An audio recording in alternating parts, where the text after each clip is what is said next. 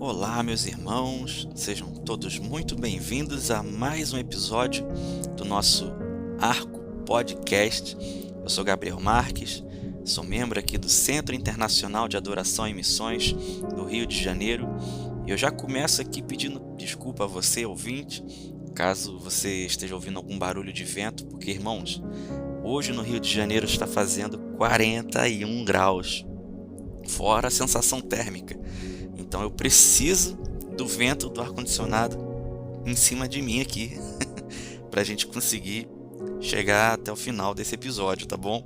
Então peço desculpas aí a você. Meu equipamento ainda não é capaz de suprimir o barulho do vento que vem do ar-condicionado. Tô falando assim, mas pode ser até que no final nem tenha barulho nenhum. E eu estou muito feliz de estar aqui com vocês. O nosso último episódio foi no dia 31 de dezembro, onde nós falamos sobre Ebenezer. Eu te encorajo a ouvir também, se você ainda não ouviu esse episódio. E esse é o nosso primeiro episódio do ano de 2026. Então, eu quero começar encorajando você, né? E nos últimos dias, na última semana, né? Lá na nossa igreja nós vivemos a Semana das Primícias, que é basicamente nós entregarmos a Deus a nossa primeira semana cheia, né, de segunda a sexta, para Deus. Então nós estivemos ali todos os dias no Cian, aprendendo a ser uma boa terra, que é o tema desse ano que vai nos orientar ao longo das ministrações em 2026 lá no Cian. E caso você ainda não saiba, eu escrevi uma música chamada A Boa Terra. Então é só você ir no YouTube, procurar A Boa Terra, Gabriel Marques, ou A Boa Terra, Cian Sede, que você vai ouvir essa canção que foi escrita, né, inspirada por Deus, para ser um instrumento como é que eu vou dizer? De ensino também, né? A canção, ela ajuda a permear, né, o ensino da palavra para a gente, né? Ainda mais, veja como exemplo, né? Ano passado eu fiz uma outra música chamada Coração Ardendo pela Missão, que era também o tema do ano anterior. E qual é a intenção disso, né? A intenção é que talvez você nem lembre qual foi o tema do ano da sua igreja 3 anos atrás, mas certamente se tiver uma canção que foi cantada ao longo de todo o ano, né, falando ali dos princípios da palavra que direcionam as ministrações, né, ao longo do ano, você vai lembrar da música, você vai lembrar do que foi falado e fatalmente você vai lembrar das ministrações. Então é um instrumento, essas canções, elas são ferramentas de Deus também para trazer a consolidação da palavra nos nossos corações. Então fica aí o recado, você pode buscar, mas vamos falar de coisa boa também.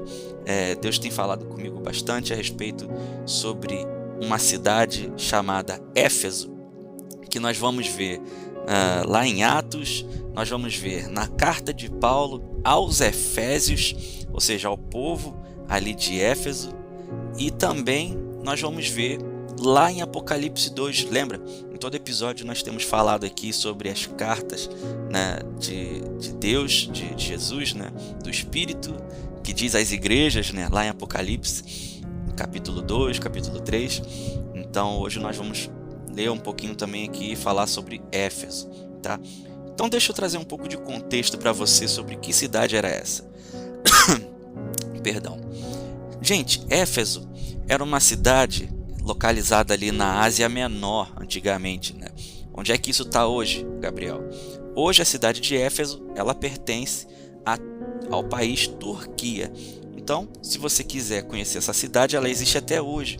Você pode ir na Turquia, lá onde é conhecido, né, pelos passeios de balão e tudo mais, não Éfeso, né, mas ali o país. E você pode ir lá. Também tem várias mensagens no YouTube, né, daquele pastor Rodrigo Silva, que é um historiador, que fala também sobre Éfeso, que eu recomendo, é muito interessante. Mas Éfeso era, além de ser um centro urbano grande, um dos maiores do passado, né, da antiguidade, ele também era um polo comercial fortíssimo. Ele era um polo comercial, cultural e espiritual. A cidade de Éfeso, ela era conhecida por ser sede do culto a uma deusa chamada Diana, e era uma das expressões mais sofisticadas de idolatria, vamos dizer, do mundo greco-romano, né? do lado passado. Era o centro de práticas mágicas, de ocultismo e do sincretismo religioso, né? Da mistura das religiões. Ou seja, era um território estratégico e espiritualmente denso, né? O povo era muito idólatra, era muito adorador dessa deusa, e a adoração a essa deusa regia ali grande parte da economia da cidade. Então, a gente vai agora lá para o capítulo 18 de Atos, onde a gente vai ler alguns versículos que eu acho interessante para a gente estar trazendo aqui, que fala da primeira passagem de Paulo por Éfeso. Então, pessoal, lá no versículo 18 do capítulo 18, vai falar ali, né, do final da segunda viagem missionária de Paulo. No finalzinho da segunda viagem, Paulo ele passa ali por Éfeso. Vamos ler lá. Diz assim: Paulo ficou ainda muitos dias em Corinto. Por isso, despedindo-se dos irmãos, navegou para a Síria, levando em sua companhia Priscila e Áquila. Antes de embarcar, rapou a cabeça em Cencreia, porque tinha feito um voto. Quando chegaram a Éfeso, Paulo deixou ali Priscila e Áquila. Ele, porém, entrando na sinagoga, pregava aos judeus. Pediram-lhe que ficasse mais algum tempo, mas Paulo não quis. Ao se despedir, disse: se Deus quiser, virei visitá-los outra vez. E embarcando, partiu de Éfeso. E vamos continuar aqui no versículo 24, que aí já na terceira viagem missionária de Paulo, ele já começa por Éfeso. Mas vamos lá. Versículo 24. Nesse meio tempo, chegou a Éfeso um judeu natural de Alexandria, chamado Apolo, homem eloquente e poderoso nas Escrituras. Ele era instruído no caminho do Senhor, e sendo fervoroso de espírito, falava e ensinava com precisão a respeito de Jesus, conhecendo apenas o batismo de João. Guarda isso, ele só conhecia o batismo de João. E Apolo começou a falar ousadamente na sinagoga. Quando Priscila e Áquila o ouviram falar, levaram-no consigo e com mais exatidão lhes puseram o caminho de Deus. Quando ele resolveu percorrer a Acaia, os irmãos o animaram e escreveram aos discípulos para que o recebessem bem. Tendo chegado, Apolo auxiliou muito aqueles que mediante a graça haviam crido, porque com grande poder convencia publicamente os judeus, provando por meio das Escrituras que Jesus era o Cristo. Então aqui a gente vê o início, né? A gente vê falando aqui de Boa Terra, né? A gente vê as sementes apostólicas de Paulo ali na cidade de Éfeso, né? Porque ele passou primeiro rapidamente por Éfeso, ensinou ali na sinagoga e ele deixou 2 discípulos ali, Priscila e Áquila. E isso é importante porque Paulo ele não iniciou a obra sozinho. Ele estruturou a base, o discipulado, e estruturou ali uma continuidade. Ele deixou ali Priscila e Áquila. E aqui a gente vê uma marca dessa cidade, né? Uma marca dessa igreja, que era um ensino consistente. Nós vamos ver depois ali esse Apolo chegando, né, e ensinando com veemência, mas ele não conhecia ainda o batismo no Espírito Santo. Ele conhecia apenas o batismo de João, o batismo nas águas, tá? Então lá no capítulo 19, a gente vai ver um pouquinho agora mais o desenrolar dessa história, tá? Então vamos lá. Logo no primeiro versículo. Aconteceu que, enquanto Apolo estava em Corinto, Paulo, tendo passado pelas regiões mais altas, chegou a Éfeso. Então lembra, Apolo ele partiu de Éfeso e Paulo chegou a Éfeso, né? Ele encontrou ali alguns discípulos e perguntou-lhes: vem cá, vocês já receberam o Espírito Santo quando creram? E aos que responderam para Paulo: ora, pelo contrário, nem mesmo ouvimos que existe Espírito Santo. Na verdade, eles falaram aqui: olha, Paulo, não sei nem do que você está falando. E aí Paulo perguntou: então que batismo vocês receberam? E eles responderam: o batismo de João. E aí Paulo explicou. João realizou batismo de arrependimento, dizendo ao povo que cresce naquele que viria depois dele, ou seja, a saber, Jesus. Eles, tendo ouvido isto, foram batizados no nome do Senhor Jesus. Ou seja, não mais um batismo de arrependimento, mas um batismo no nome do Senhor Jesus. E quando Paulo lhes impôs as mãos, o Espírito Santo veio sobre eles, e tanto falavam em línguas como profetizavam. Eram ao todo uns 12 homens. E aí, continuando aqui, durante 3 meses, Paulo frequentou a sinagoga, onde falava ousadamente, discutindo e persuadindo a respeito do reino de Deus. Mas como alguns deles se mostraram teimosos e descrentes, falando mal do caminho diante da multidão, Paulo se afastou deles e, levando consigo os discípulos, passou a falar diariamente na escola de Tirano. Paulo fez isso durante 2 anos, de modo que todos os habitantes da província da Ásia ouviram a palavra do Senhor, tanto judeus como gregos. E Deus, pelas mãos de Paulo, fazia milagres extraordinários, a ponto de levarem aos enfermos lenços e aventais de seu uso pessoal, diante dos quais as enfermidades fugiam das suas vítimas e os espíritos malignos se retiravam.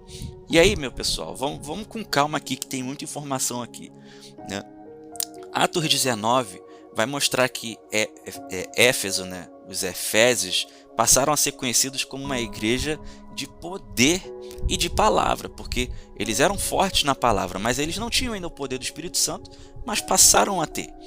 E esse, eu acredito que é um dos capítulos mais fortes do ministério de Paulo.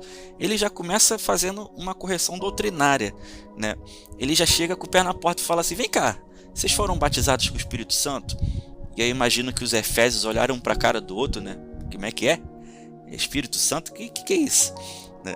Então, isso mostra uma sinceridade deles. Eles podiam falar: não, Apolo estava aqui, ensinou tudo pra gente, pode deixar. E eu vejo, que a igreja de Éfeso não era uma igreja daqueles irmãos, que com certeza não tem na minha igreja, nem na sua, graças a Deus, mas em alguns lugares, algumas igrejas, tem irmãos que você fala assim: irmão, tu sabe de tal coisa, tal coisa? Sei. Não, isso aí é mole, pra mim moleza. Não sabe de nada, mas é aquele cara orgulhoso, que acha que sabe, que acha que você está ali para querer ensinar alguma coisa para ele. E Éfeso não era assim. Eles eram sinceros, porém eles eram incompletos. Eles não tinham um entendimento do Espírito Santo. E aí Paulo, ele não descarta esses irmãos. Pelo contrário, ele chega e alinha, fala assim: vem cá, vocês não sabem não? Então vem aqui, vamos fazer um negócio aqui. E aí Paulo, a Bíblia diz que eles impõem as mãos sobre eles e eles são batizados com o Espírito Santo a ponto de falar novas línguas e profetizarem. Então, a gente vê nesse contexto aqui que Éfeso, ele nasce com uma ênfase numa espécie de talvez liturgia espiritual, uma ortodoxia espiritual, se é que podemos usar essa palavra aqui tão chique, Porque eles comiam a Bíblia, eles sabiam, eles eram fervorosos, eles eram dedicados. A gente vê que o derramamento do Espírito Santo foi uma marca também. Aconteceu um poder visível ali, Mas note, veja que interessante. Esse mover do Espírito, ele só veio depois do alinhamento. Ou seja, primeiro foram lançadas as bases, do conhecimento de Cristo, do conhecimento teológico. Depois vem o alinhamento. Olha, isso aí que vocês estão aprendendo, estão ensinando, estão vivendo, não é bem assim. Deixa eu explicar para vocês aqui um negócio. E aí veio o alinhamento e depois veio o poder. Depois veio o mover sobrenatural. Vai guardando isso daí, que isso é interessante.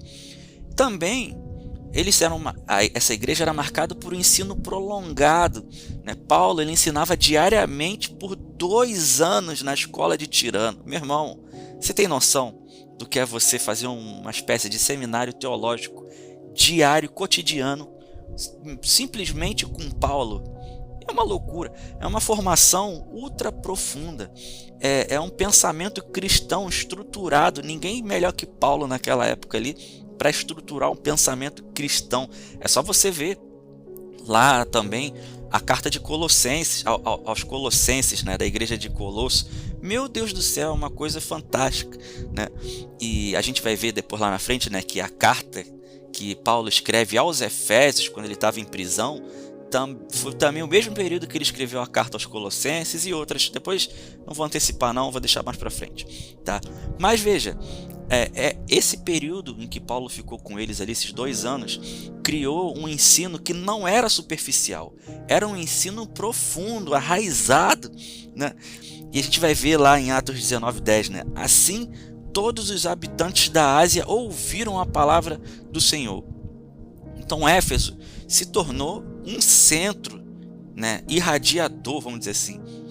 Éfeso se tornou um centro, vamos dizer aqui na época, né, um centro internacional, de onde dali partiam palavras e conhecimento bíblico, conhecimento de Deus e conhecimento do que Deus estava fazendo também para outras regiões, para outros lugares, para outras cidades, para outros países, por que não, né?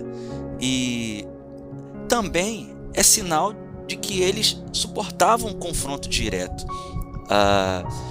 Acontecia ali milagres extraordinários e eles faziam confrontações com exorcistas judeus que tinham na época. O que isso quer dizer? O que eu estou querendo dizer com isso? Eu não continuei aqui na leitura da palavra em Atos 19, mas você vai ver que tinham ali alguns judeus que queriam exorcizar demônios em nome do Jesus que Paulo prega, né? Eram 7 cidadãos ali que a Bíblia vai dizer, né? Chamados filhos de Seva.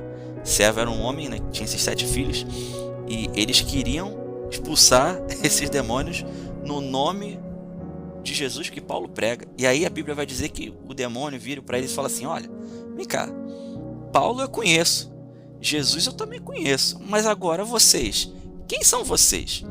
E aí a Bíblia vai dizer que aquele demônio pulou em cima daqueles 7 homens e deu uma surra neles, que a Bíblia vai dizer que eles saíram nus, ou seja, saíram pelados e feridos. Veja que, meu Deus, que barraco, né? Que bafafá, como diz aqui no Rio, né? Que bafafá, né? O demônio pulou em cima daqueles caras e arrebentou com eles, eles saíram pelados correndo. Mas ali era um lugar de confronto espiritual, né? A gente vê que não havia espaço para o sincretismo, né? Não havia espaço para mistura. Ou é Cristo ou não é. Não tinha isso, Cristo e mais alguma coisa. Ou Cristo reinava, né? Ou os ídolos reinavam. E isso aconteceu de uma forma tão impactante que acabou. Não vou dizer que acabou, que eu não tenho, né, conhecimento histórico científico para isso. Mas isso fatalmente atrapalhou a economia. Por que eu digo isso? Porque a gente vai ver lá no capítulo, deixa eu ver aqui, no próprio capítulo 19, no versículo 23, vai dizer que houve um grande tumulto em Éfeso por causa do caminho, pois um ourives chamado Demétrio, que fazia modelos de prata do templo de Diana e que dava muito lucro aos artífices, ele convocou a galera ali e ele falou: gente, olha só, esse caminho aí que o Paulo está pregando está arrebentando com o nosso negócio, porque o nosso negócio é vender, como é que era aqui o negócio? Era templo, modelos de prata do templo da deusa Diana. E aí Paulo está convertendo todo mundo e ninguém está querendo comprar o nosso negócio aqui, tá dando problema aqui. Então provocou uma revolta, porque o pessoal se juntou e começou a gritar: grande é Diana, como é que é? Grande é Diana dos Efésios, né? E aí, gente, foi uma confusão danada. Então a gente vê que o evangelho que foi pregado em Éfeso era um evangelho que trazia desestabilidade para estruturas que haviam antigamente. Era um negócio que afetou o comércio de ídolos e que provocou revolta. Então, gente, olha a característica dessa igreja. É uma igreja marcada por um profundo conhecimento bíblico, por um zelo pela palavra, pelo poder do Espírito Santo, a partir de Paulo, quando ele alinha todo mundo ali. Era marcada por um ensino prolongado, era marcado por um confronto espiritual. Depois a gente vai ver, né, que, gente, lá na frente, aquele modelo das armaduras de Deus, está lá em Efésios 6. E vocês vão ver depois para que isso serve. E lá em Atos 20, no capítulo seguinte, vai finalizar essa era aí, né, de Paulo lá em Éfeso. E é um fim, vamos dizer assim, né, que foi muito comovido, porque as pessoas choraram, porque Paulo disse: olha, eu não vou voltar mais para vocês, né, vocês não vão ver mais meu rosto. E é interessante porque, além disso, Paulo ele também já antecipa coisas que vão acontecer. No versículo 29 do capítulo 20, ele fala: eu sei que depois da minha partida aparecerão no meio de vocês lobos vorazes, que não pouparão o rebanho, e que até mesmo entre vocês se levantarão homens falando coisas pervertidas para arrastar os discípulos atrás de si. Então Paulo ele não só chora com os presbíteros, ele também alerta a chegada de lobos vorazes, de falsos mestres, e ele também alerta sobre o risco interno da igreja, não somente um risco externo, tá? E por que é interessante a gente focar nisso agora? Porque isso é crucial para a gente entender lá Apocalipse 2, tá bom? Depois, quando a gente for para lá. E então, meus irmãos, acho que eu consegui fazer um panorama grande aqui do contexto de Éfeso, né? O que era Éfeso? Onde ela estava? A idolatria, né? A profundidade teológica, o zelo, o amor e, enfim, a gente vai chegar agora na carta aos Efésios. E para falar da carta aos Efésios, eu preciso trazer um contexto para vocês de como que essa carta surgiu. Bom, primeiro, essa carta surgiu quando Paulo estava prisioneiro em Roma. Isso aí, os estudos vão datar aproximadamente entre 60 e 62 depois de Cristo. Ou seja, Paulo já estava ali velhinho, cansado, né? Mas ele mesmo afirma isso claramente, né? Que ele estava preso. Por esta causa eu, Paulo, sou prisioneiro de Cristo Jesus, por amor de vós gentios, lá no capítulo 3. E aí, como eu falei, né, é nessa prisão que Paulo ele escreve também as cartas para os Colossenses, para os Filipenses e para Filemão. E essas são as epístolas, né, as cartas chamadas cartas da prisão. É interessante porque Efésios ela não nasce de uma crise moral específica, como tinha lá em Corinto, como tinha nos Gálatas, e aí Paulo, né, desce a lembra em todo mundo, mas ela nasce de um tempo de maturidade teológica de Paulo, quando ele já havia sofrido, já havia plantado igrejas, já tinha sido perseguido, e agora ele contemplava o evangelho de um ponto de vista mais elevado ali, né? Essa carta de Paulo para Efésios ela é uma carta mais celestial, ela é uma carta menos corretiva do que outras, como eu falei aqui, né? Ela é uma carta mais de revelação, né? Ela trata de assuntos chaves ali como eleição, adoção, autoridade espiritual, unidade e a igreja como manifestação da sabedoria de Deus. E vai falar lá no versículo 10 do capítulo 3 de Efésios o seguinte, né? Para que pela igreja a multiforme sabedoria de Deus se torne conhecida. Isso dialoga diretamente com o ambiente espiritual pesado que tinha em Éfeso. Gente, lembra, acabei de falar, Éfeso era uma cidade, né, central ali naquela região e conhecida como um lugar de adoração a um outro Deus, tá? É como, eu não vou entrar em detalhes aqui, mas eu imagino que você possa pensar em algumas cidades no Brasil que são também pesadas espiritualmente, que são conhecidas por uma adoração a deuses, a santos, enfim, né, outras práticas religiosas. Você imagina que, né, existam cidades assim com esse peso, né? E Éfeso era uma dessas cidades. Por isso que lá no capítulo 6 vai surgir a famosa armadura de Deus. E ela não surge do nada. Ela nasce para uma igreja, né, cercada por idolatria, acostumada a confrontos espirituais, consciente do mundo invisível. Então você via lá, tinha pessoas endemoniadas, tinham pessoas sendo cheias do Espírito, tinha libertação. Então tinha confusão por conta dessa questão econômica que aconteceu. Então, gente, Paulo ele não ensina só uma teoria espiritual. Não, ele dá uma ferramenta de sobrevivência e de governo. Por quê? As pessoas elas tinham que ter noção dessa armadura, elas tinham que ter noção de que existem ferramentas espirituais para que elas continuem naquela batalha. E apesar de toda a revelação que Paulo traz, ele insiste para as pessoas andarem em amor, ele insiste sobre o perdão, ele insiste sobre viver como família, abandonar a velha natureza, e isso já aponta para uma tensão ali nessa carta. É uma revelação, é um entendimento de que uma revelação elevada, ela não garante uma maturidade afetiva, ou seja, eles eram muito conscientes do mundo espiritual, mas isso não garantia por si só uma maturidade afetiva, um respeito pela família, um respeito, né, pelos irmãos da igreja. E gente, eu já quero partir logo agora para Apocalipse, por quê? Eu já mostrei claramente aqui para vocês e vocês entenderam que Éfeso era uma igreja exemplar. Éfeso era uma igreja que vivia uma constância de palavra, de batalha espiritual, e era uma igreja que estava ali.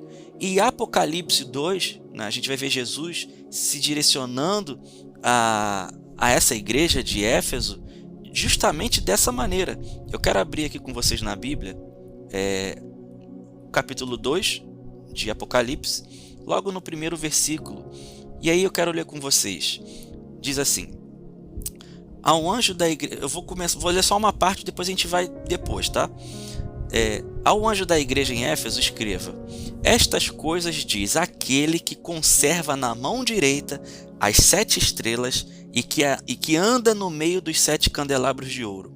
E ele diz o seguinte: conheço as obras que você realiza, tanto o seu esforço como a sua perseverança. Sei que você não pode suportar os maus e que pôs à prova os que se declaram apóstolos e não são, e descobriu que são mentirosos. Você tem perseverança e suportou provas por causa do meu nome sem esmorecer. Gente, Jesus está falando para essa igreja. E lembra que eu falei lá em Atos que Paulo,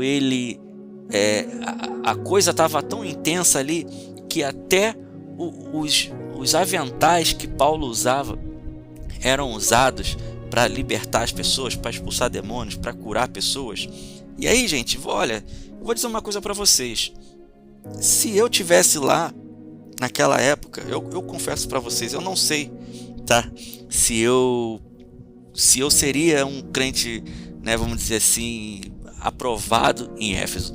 Porque, gente, se eu vejo Paulo, né, jogando lencinho nas pessoas, né, falando para leva esse lenço aqui e passa lá naquela pessoa que está enferma.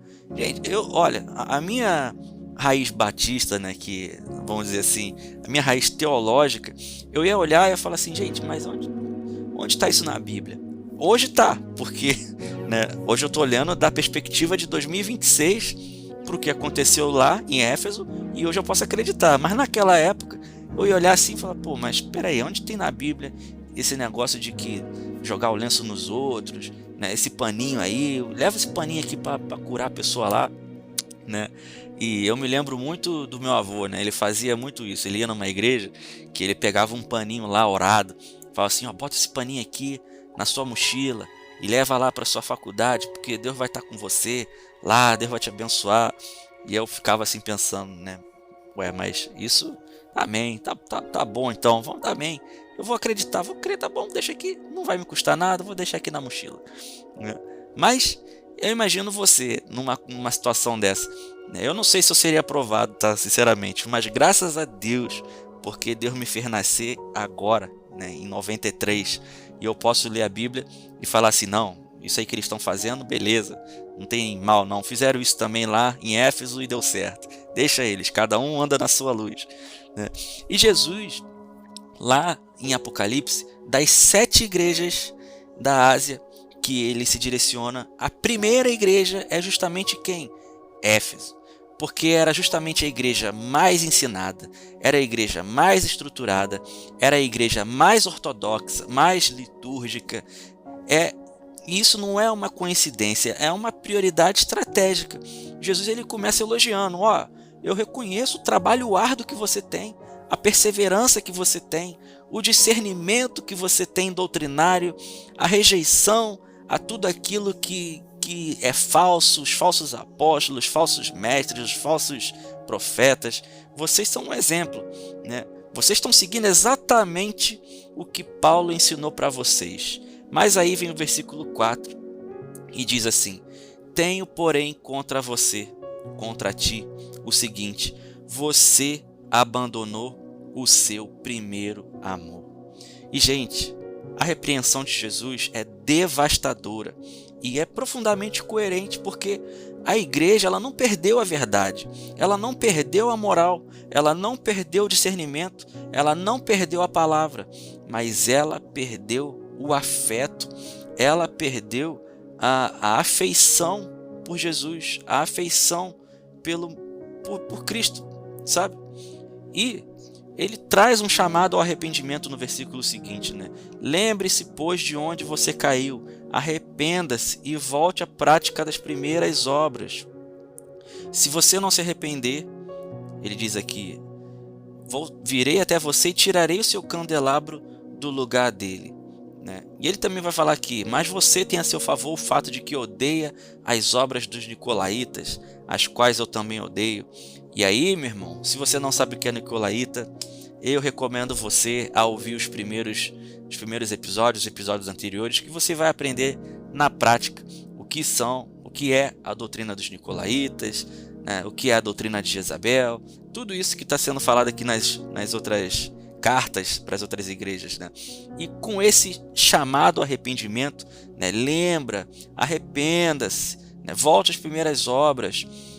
Não é uma volta ao poder, não é uma volta à estrutura, mas é um amor original. Gente, tem gente que está agarrado à estrutura, está agarrado à posição que foi dada ali e está morrendo, está sem o amor original, está sem o amor de Jesus, né? Tenho contra ti que você abandonou o primeiro amor. E aí, isso aqui me lembra muito da história, né, do filho pródigo, né, que lembrou de onde ele estava, se arrependeu e voltou para a casa do pai. A Bíblia vai dizer que o pai viu ele de longe e saiu correndo na direção dele. Então é a mesma coisa. Quando a gente se arrepende, eu creio que Jesus ele tem misericórdia de vir ao nosso encontro correndo, uma vez que a gente se lembre, se arrependa e volte às primeiras obras, tá?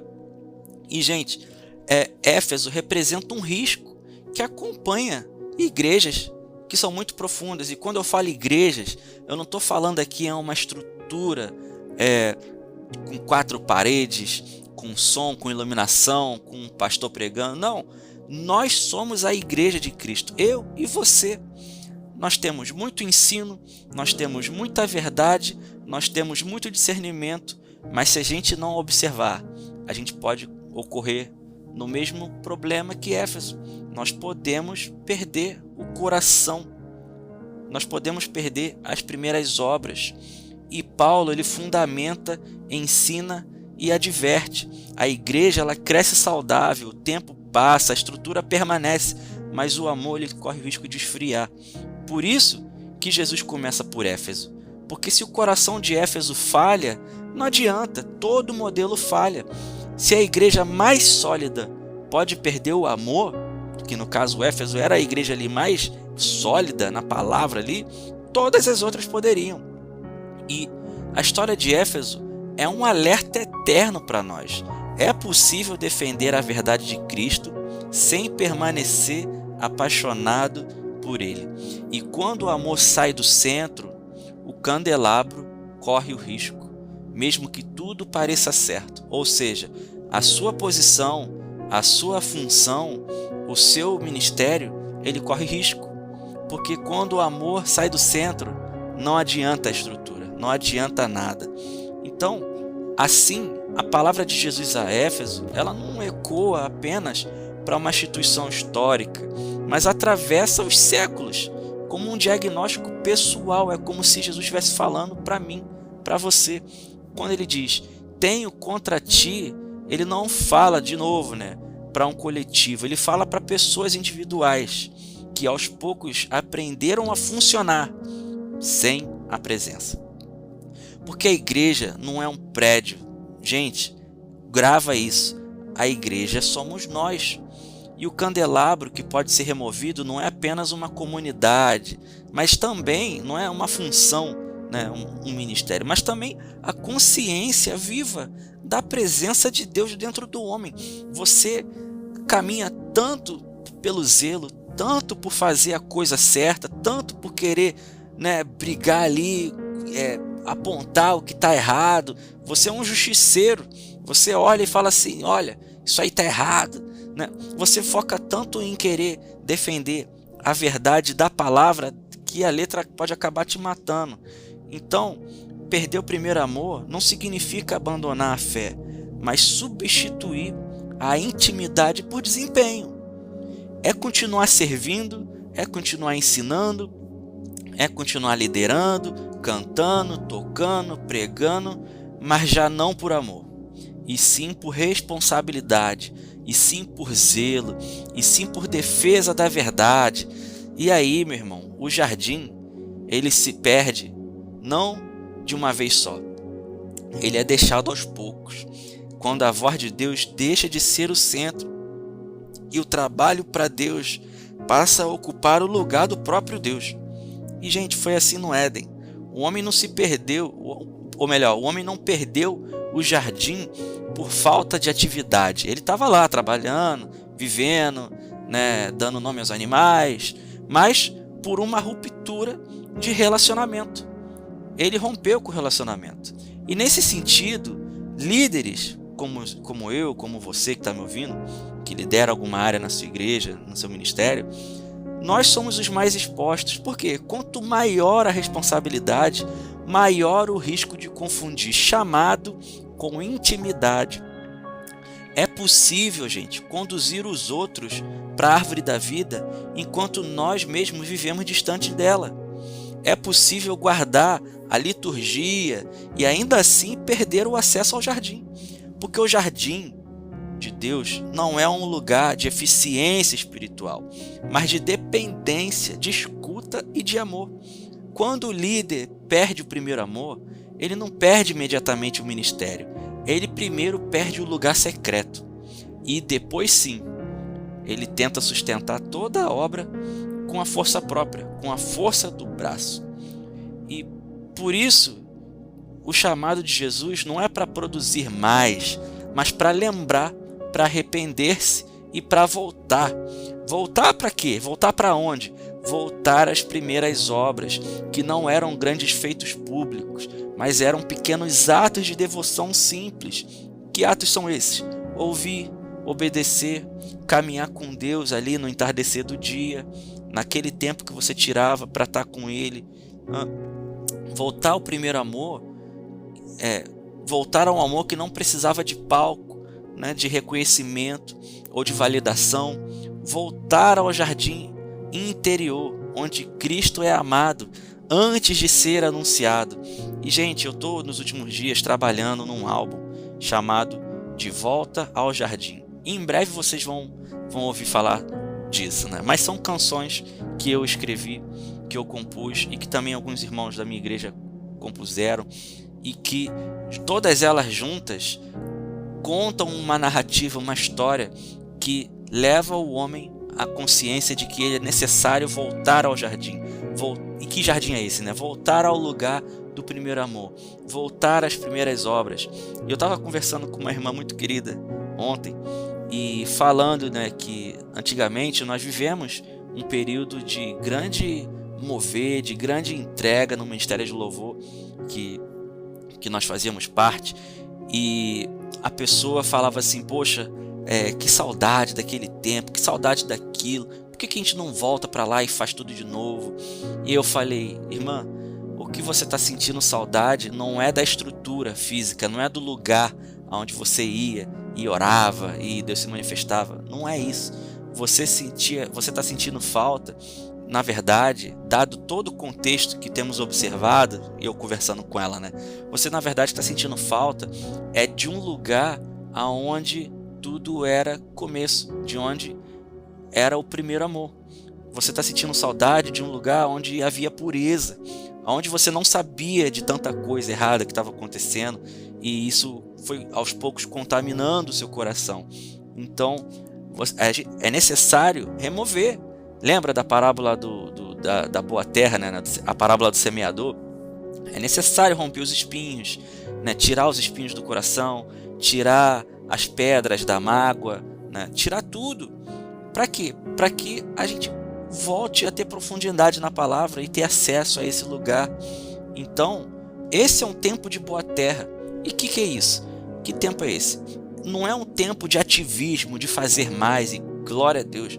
Deus tem inspirado o meu apóstolo a justamente chamar toda a liderança da igreja e refletir sobre a agenda e falar, olha, nós só vamos fazer esse ano o que for determinação do Espírito, o que for determinação de Deus. Por quê?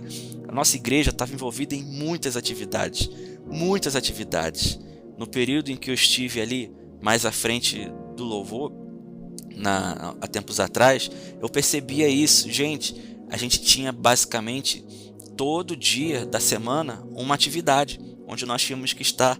E aí manobrar isso era uma coisa complicada, porque uma vez que você deixa alguém descoberto, essa pessoa se sente preterida. Para outra rede tem, mas para minha não tem. Então, né, a boa terra não é esse lugar de ativismo, mas um lugar de profundidade. Boa terra não é a que produz mais rápido, mas a que permite que a semente crie raiz. E amar a Cristo em primeiro lugar nos devolve para o eixo. Amar o próximo como a nós mesmos restaura a nossa imagem em Cristo. E amar a Deus acima de todas as coisas nos reconduz ao lugar de onde nós nunca deveríamos ter saído. Voltar ao jardim não é uma nostalgia espiritual, como eu estava conversando com essa pessoa. Não é uma nostalgia. Voltar ao jardim é uma sobrevivência, é uma necessidade. É reconhecer que sem amor, toda a verdade se torna fria. Sem presença, toda estrutura se torna estéril. E sem Cristo no centro, até a igreja mais correta, ela corre o risco, sim, de permanecer de pé, mas sem vida. E talvez você esteja se identificando com essa palavra. Talvez você, por conta das atividades, por conta do seu zelo, do seu temor, do seu senso de justiça, você tenha perdido o primeiro amor. Talvez você, e por isso que é interessante, por isso que Jesus, ele, na primeira carta às igrejas, ele se direciona para mim, ele se direciona para você, que está cansado de estar num sistema onde você observa as coisas e você o tempo inteiro tem que ficar colocando à prova aqueles que dizem ser, mas não são, aqueles que não têm intimidade com Deus, que tentam, enfim, você está inserido num contexto de batalha o tempo todo e você, por conta do cansaço, deixou o jardim, você deixou o primeiro amor. Para quê? Para continuar funcionando da maneira como tem que ser, da maneira como sempre foi. Ora, se eu não fizer, quem é que vai fazer? Se eu não fizer, quem é que vai fazer? E a pergunta ecoa. Por quê? Jesus, ele não quer que você faça, ele quer que você seja. Ele quer que você seja filho. E filho tem lugar à mesa. Filho tem acesso ao jardim. É por isso que você pode estar, talvez, envolto em uma série de nuvens na sua cabeça, de confusões. Por quê? Porque Deus não está te chamando para fazer. Deus está te chamando em primeiro lugar para ser. Ele quer restaurar a sua identidade nele. E ele dá uma advertência. Ele fala, olha, volte ao primeiro amor. Porque sem isso, tudo que você fizer na força do teu braço vai ser ruído. Vai ruir, né? O seu candelabro vai ser removido do lugar. Por quê? Sou eu que caminho no meio dos 7 candelabros e eu posso remover o seu do lugar dele. Então, meu irmão, se você se identificou com essa palavra, eu quero que você ore comigo nessa hora, porque eu vou orar por você, tá bom? Feche seus olhos. Senhor, em nome de Jesus, eu te apresento a vida do meu irmão e da minha irmã, que está aqui ouvindo o primeiro episódio de 2026 e está querendo uma direção. Então, Pai, eu te peço, meu Deus, mostra essa pessoa aonde ela caiu. Mostra essa pessoa aonde ela deve se reerguer, para que ela possa voltar ao primeiro amor, para que ela possa voltar ao tempo da inocência, ao tempo da intimidade com o Pai, da intimidade com Deus, como aquela canção do 4x1 diz, ser curado do que o mundo lhe fez. Porque, meu Deus, nós acabamos às vezes nos perdendo do Senhor, servindo ao Senhor. E nós não queremos isso. Nós queremos estar alinhados contigo, mais do que ser reconhecidos, e o Senhor tem falado isso comigo nos últimos dias, mais do que ser reconhecido por um ministério de sucesso, de uma obra de sucesso, de algo de valor. Mais do que isso, o Senhor quer estar conosco, porque foi para isso que nós fomos criados, e é isso que nós vamos fazer durante toda a eternidade. Na eternidade no céu, meu Deus, eu não vou ser o líder de louvor, o líder, seja lá do que for, do podcast, do livro, o escritor do livro, o autor das canções. Eu não vou ser conhecido por isso. Eu vou ser conhecido como filho, e contigo eu estarei ao longo de toda a eternidade com os meus irmãos. Então, Pai, eu te peço que o Senhor restaure a nossa identidade, realinhe na nossa mente aquilo para o qual nós fomos escolhidos antes de sermos gerados, para que, meu Deus, a eternidade do Senhor passe a viver em nós no presente, que é a eternidade de ser filho e filha do Senhor. Em nome de Jesus, eu te peço, Pai, leva-nos de volta ao teu jardim, leva-nos de volta ao teu jardim, em nome de Jesus, amém. Então, meu irmão, minha irmã, eu te peço que você, por favor, compartilhe essa mensagem com quem você acha que essa palavra vai falar, tá bom? E curte aí, compartilha, comenta aqui embaixo, porque o seu comentário é muito importante para mim, tá bom? Um grande abraço, fica com Deus e até o próximo episódio.